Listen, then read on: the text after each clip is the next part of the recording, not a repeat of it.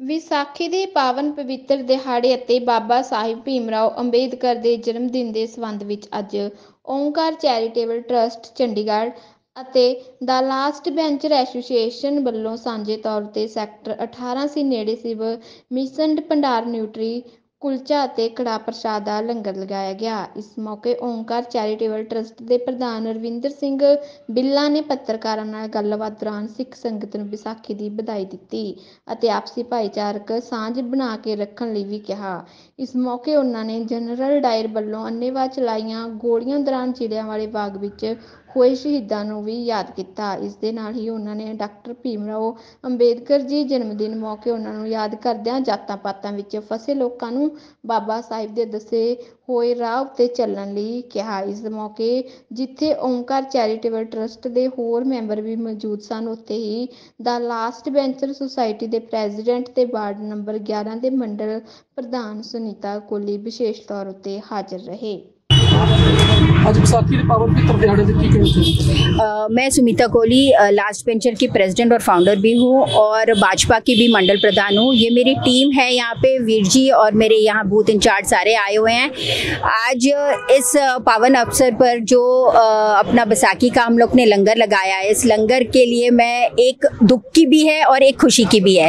दुख का है कि इस दिन हम लोग ने अपने भाइयों को खोया है और जो हमें ये देश मिला है वो इनकी वजह से मिला है, जो जलियांवाला बाग में जिन्होंने शहीद अपने आप को शहीद किया था, उनके वजह से हमें ये भारत माता मिली है।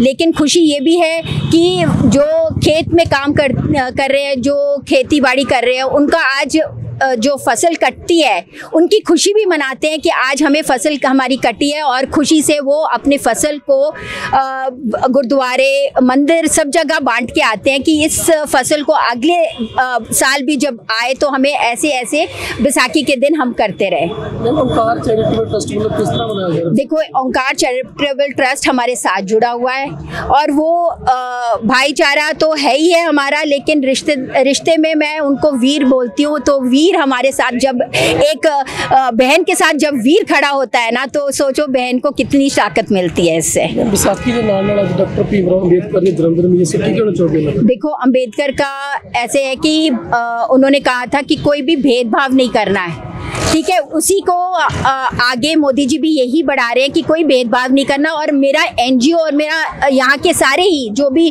भारतवास के लोग हैं, लेकिन कहीं जगह कहीं हमें भी दुख हो रहा है कि कहीं ना कहीं हमें ऐसी चीज़ें मिलती है सुनने के लिए, लेकिन फिर भी हमारी पूरी कोशिश होएगी कि हम इन सबको लेके साथ चलें और जो मोदी जी की एम है उसको लेके हम आगे चलें। धन्यवाद। ਅੱਜ ਵਿਸਾਖੀ ਦਾ ਦਿਹਾੜਾ ਤੇ BR ਅੰਬੇਦਕਰ ਜੀ ਦੀ ਜਯੰਤੀ ਇਕੱਠੀ ਮਨਾਈ ਜਾ ਰਹੀ ਹੈ ਤੇ ਇਸ ਏਕਤਾ ਦੀ ਸਾਂਝ ਵੀ ਅਸੀਂ ਦੇ ਰਹੇ ਹਾਂ ਕਿ ਸਾਡੇ ਸਮਾਜ ਦੇ ਵਿੱਚ ਔਰ ਵਿਸਾਖੀ ਪਰਵ ਜਿਸ ਤੇ ਖਾਲਸਾ ਦਾ ਸਿਰਜਣਾ ਦਿਵਸ ਵੀ ਕਿਹਾ ਜਾਂਦਾ ਹੈ ਔਰ ਉਹਦੇ ਵਿੱਚ ਵੀ ਇੱਕ ਪੰਗਤ ਇੱਕ ਸੰਗਤ ਦਾ ਸੰਦੇਸ਼ ਗੁਰੂ ਗੋਬਿੰਦ ਸਿੰਘ ਜੀ ਨੇ ਦਿੱਤਾ ਸੀਗਾ, ਉਸ ਨੂੰ ਵੀ ਚੱਲਣ ਕਰਦੇ ਹੋਏ ਅੱਜ ਲੰਗਰ ਦਾ ਪ੍ਰੋਗਰਾਮ ਵੀ ਕੀਤਾ ਗਿਆ ਤੇ BR ਅੰਬੇਦਕਰ ਜੀ ਜਯੰਤੀ ਵੀ ਨਾਲ ਮਨਾਈ ਜਾ ਰਹੀ ਹੈ। देखा जाता है कि नौजवान पीढ़ी जो इधर चीज़ों को भुलती जा रही है, उन्होंने सिख धर्म ਨੂੰ ਜੋੜਨ ਵਾਸਤੇ ਕੀ ਉਪਰਾਲੇ ਕੀਤੇ ਜਾ ਰਹੇ? ਦੇਖੋ, ਸਭ ਤੋਂ ਪਹਿਲਾਂ ਤਾਂ ਸਾਨੂੰ ਆਪਣੇ ਪਰਿਵਾਰਾਂ ਤੋਂ ਸ਼ੁਰੂ ਕਰਨਾ ਪਏਗਾ। ਸਾਨੂੰ ਬਾਹਰ ਕਿਸੇ ਦਾ ਉਪਦੇਸ਼ ਦੇਣ ਦੇ ਬਜਾਏ ਅਸੀਂ ਪਰਿਵਾਰ 'ਚ ਜਦੋਂ ਇਹ ਦੇਸ਼ ਫੈਲਾਵਾਂ ਮਤਲਬ ਮੈਸੇਜ ਦੇਵਾਂਗੇ ਤੇ ਤਦ ਹੀ ਅੱਗੇ ਵਧੇਗਾ। ਤੇ ਅਸੀਂ ਆਪਣੇ ਪਰਿਵਾਰਾਂ 'ਚ ਸੰਦੇਸ਼ ਦੇ ਰਹੇ ਹਾਂ ਇਸ ਚੀਜ਼ ਨੂੰ ਅੱਗੇ ਵਧਾਉਣ ਵਾਸਤੇ। ਅਸੀਂ ਆਪਣੇ ਬੱਚਿਆਂ ਨੂੰ ਵੀ ਇਸੀ ਉਪਰਾਲੇ ਨਾਲ ਜੋੜਦੇ ਹਾਂ ਤੇ ਬੱਚੇ ਜਦੋਂ ਆਪਣੇ ਫੀਲਡ 'ਚ ਜਾਂਦੇ ਨੇ, ਪੜ੍ਹਨ ਜਾਂਦੇ ਨੇ ਜਾਂ ਕਿੱਥੇ, ਉਹ ਵੀ ਫਿਰ ਇਸੀ ਨੂੰ ਕੰਟੀਨਿਊ ਕਰਦੇ ਨੇ, ਵਿਰਾਸਤ ਨੂੰ ਸਾਡੀ ਨੂੰ। ਉਸ ਦੇ ਬਿਨਾਂ ਨਹੀਂ ਹੋ ਸਕਦਾ। ਪਹਿਲਾਂ ਸਾਨੂੰ ਪਰਿਵਾਰਾਂ 'ਚ ਹਰ किसी अपने परिवार के बच्चों को ये संदेश देना पड़ेगा, तद ही बाहर मैसेज आएगा। एक संस्कार जो होता है ना, जो संस्कार होता है वो अपने घर से शुरुआत होती है। अगर अपने घर में ही हम बच्चों को भेदभाव नहीं सिखाए करेंगे तो वो आगे जाके क्या बोलेंगे? अगर हम बोलेंगे नहीं जी सरदार ऐसे है, मुसलमान ऐसे है, देश हमारा भारत देश जो है वो एकता के रूप में है और हम इसको आगे ऐसे ही चलाना चाहते हैं कि कोई भी भेदभाव नहीं होनी चाहिए और बच्चों के बिल्कुल बीच में नहीं होना चाहिए। मेरा बेटा खुद धोबी के बच्चों के साथ बैठ के खाना खाता है, आपको पता है इस बात का, और मुझे खुशी होती है कि मेरे बच्चे ने ये शुरुआत की है। ਬਿੱਲਾ ਜੀ, ਵਿਸਾਖੀ ਦਾ ਪਾਵਨ ਪਵਿੱਤਰ ਦਿਹਾੜਾ ਇਸ ਤੋਂ ਕੀ ਕਹਿਣਾ ਚਾਹੋਗੇ? ਦੇਖੋ, ਇਸ ਪਾਵਨ ਪਵਿੱਤਰ ਦਿਹਾੜੇ ਸਾਰਿਆਂ ਨੂੰ ਪਹਿਲਾਂ ਮੈਂ ਵਧਾਈ ਦਿੰਦਾ ਹਾਂ ਔਰ ਇਸ ਪਾਵਨ ਪਵਿੱਤਰ ਦਿਹਾੜੇ ਤੇ ਔਰ ਇਹੀ ਸੰਦੇਸ਼ ਦਿੰਦਾ ਕਿ ਸਾਰੇ ਆਪਸ ਵਿੱਚ ਇਕੱਠੇ ਹੋ ਕੇ ਇਕਜੁੱਟ ਹੋ ਕੇ ਇੱਕ ਭਾਰਤ ਦੇ ਵਿੱਚ ਇੱਕੋ ਰੂਪ ਦੇ ਵਿੱਚ, ਜਿਵੇਂ ਗੁਰੂ ਮਹਾਰਾਜ ਨੇ ਸਾਨੂੰ ਵਿਸਾਖੀ ਵਾਲੇ ਦਿਨ ਅੰਮ੍ਰਿਤ ਛਕਾ ਕੇ ਸਾਜਨਾ ਕਰਕੇ ਇੱਕੋ ਰੂਪ ਬਣਾਇਆ, ਉਸ ਅਕਾਲ ਪੁਰਖ ਦਾ ਰੂਪ ਬਣਾਤਾ, ਇੱਕ ਸਿੱਖ ਸਾਜਨਾ ਦੇਤੀ। ਤੇ ਸਾਡੀ ਵੀ ਇਹੀ ਓਂਕਾਰ ਚੈਰੀਟੇਬਲ ਫਾਊਂਡੇਸ਼ਨ ਦਾ ਇਹੀ ਮਕਸਦ ਰਹੇਗਾ ਕਿ ਇਹ ਵੀ ਇਸ ਇੱਕੋ ਰੂਪ ਨੂੰ, ਗੁਰੂ ਮਹਾਰਾਜ ਦੇ ਸੰਦੇਸ਼ ਨੂੰ ਅਸੀਂ ਫਾਲੋ ਕਰੀਏ ਔਰ ਅਸੀਂ ਸਾਰੇ ਇਕੱਠੇ ਹੋ ਕੇ ਇੱਕ ਲੰਗਰ ਦੇ ਰੂਪ ਵਿੱਚ ਸਾਰੇ ਬੈਠ ਕੇ ਇਕੱਠੇ ਲੰਗਰ ਛਕੀਏ ਔਰ ਇੱਕ ਹੋ ਜਾਈਏ। ਵਿਸਾਖੀ ਦੇ ਨਾਲ ਅੱਜ ਭੀਮ ਰਾਓ ਅੰਬੇਦਕਰ ਦਾ ਜਨਮ ਦਿਨ ਵੀ, ਇਸ ਤੋਂ ਕੀ ਕਹਿਣਾ ਚਾਹੁੰਦੇ? ਮੈਂ ਉਹਨਾਂ ਨੂੰ ਹੀ ਭੀਮ ਰਾਓ ਅੰਬੇਦਕਰ ਦੇ ਉਹਨਾਂ ਨੂੰ ਵੀ ਜਨਮ ਦਿਨ ਦੀਆਂ ਬਹੁਤ-ਬਹੁਤ ਮੁਬਾਰਕਾਂ ਦਿੰਦਾ। ਅੱਜ ਇੱਕ ਸਾਡਾ ਇਤਿਹਾਸ ਜਲਿਆਂਵਾਲਾ ਬਾਗ ਵੀ ਹੈ, ਉਹ ਉਸ ਤੇ ਵੀ ਮੈਂ ਉਹਨਾਂ ਨੂੰ ਵੀ ਸ਼ਰਧਾਂਜਲੀ ਦਿੰਦਾ ਕਿ ਉੱਥੇ ਜਦੋਂ ਜਨਰਲ ਡਾਇਰ ਨੇ ਸਾਰੇ ਬੰਦੇ ਇਕੱਠੇ ਬੈਠੇ ਹੋਏ ਸ਼ਾਂਤਮਈ ਮਾਹੌਲ ਦੇ ਵਿੱਚ ਜਿਨ੍ਹਾਂ ਨੂੰ ਉਹਦਾ ਨਾਂ ਕੀ ਸ਼ਹੀਦ ਕਰ ਦਿੱਤਾ ਸੀ, ਮੈਂ ਉਹਨਾਂ ਦੇ ਵੀ ਨਤਮਸਤਕ ਹੋ ਕੇ ਉਹਨਾਂ ਨੂੰ ਵੀ ਸ਼ਰਧਾਂਜਲੀ ਪੇਸ਼ ਕਰਦਾ।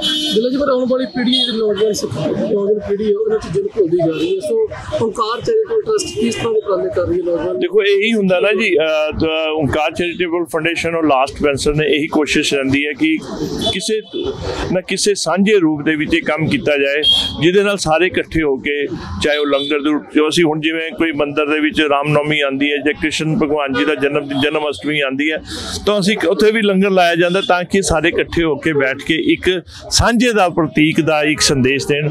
ਉਹ ਸਾਡੀ ਕੋਸ਼ਿਸ਼ ਰਹੇਗੀ ਔਰ ਹਮੇਸ਼ਾ ਰਹਿੰਦੀ ਰਹੇਗੀ। ਹੋਰ ਕਿਸ ਤਰ੍ਹਾਂ ਦੇ ਉਪਰਾਲੇ ਕਰ ਰਹੀ ਹੈ Onkar charitable trust? Onkar charitable West foundation general ਕਈ ਤਰ੍ਹਾਂ ਦੇ ਕੰਮ ਕਰਦੀ ਹੈ। ਸਾਡਾ ਬੱਚਿਆਂ ਨੂੰ ਅਸੀਂ ਖਾਸ ਕਰਕੇ ਕੁੜੀਆਂ ਨੂੰ ਅਸੀਂ ਉਠਾਉਣ ਦੀ ਕੋਸ਼ਿਸ਼ ਕਰਦੇ ਹਾਂ, ਕਈ ਬੱਚਿਆਂ ਨੂੰ ਪੜ੍ਹਾਉਂਦੇ ਹਾਂ। ਈਵਨ ਕਿ ਲੇਬਰ ਸੈੱਲ ਦੇ ਵਿੱਚ ਵੀ ਅਸੀਂ ਬੱਚਿਆਂ ਨੂੰ ਲੇਬਰ ਵੀ ਨਹੀਂ ਕਰਨ ਦਿੰਦੇ, ਅਸੀਂ ਉਹਨਾਂ ਨੂੰ ਕੋਸ਼ਿਸ਼ ਰਹਿੰਦੀ ਹੈ ਕਿ ਕਿਸੇ ਨਾ ਕਿਸੇ ਰੂਪ ਵਿੱਚ ਇਸ ਤਰ੍ਹਾਂ ਕਰਦੇ ਰਹਿਣ। ਸਾਡਾ ਓਂਕਾਰ ਚੈਰੀਟੇਬਲ ਫਾਊਂਡੇਸ਼ਨ ਇਸੇ ਰੂਪ 'ਚ ਹਮੇਸ਼ਾ ਅਵੇਅਰ ਰਹੇਗੀ। ਇਹਨਾਂ ਕਹਿੰਦਾ ਹੋਇਆ ਸਾਰਿਆਂ ਨੂੰ ਵਿਸਾਖੀ ਦੀ ਇੱਕ ਵਾਰੀ ਫਿਰ ਵਧਾਈ ਦਿੰਦਾ ਹਾਂ। Thank you very much.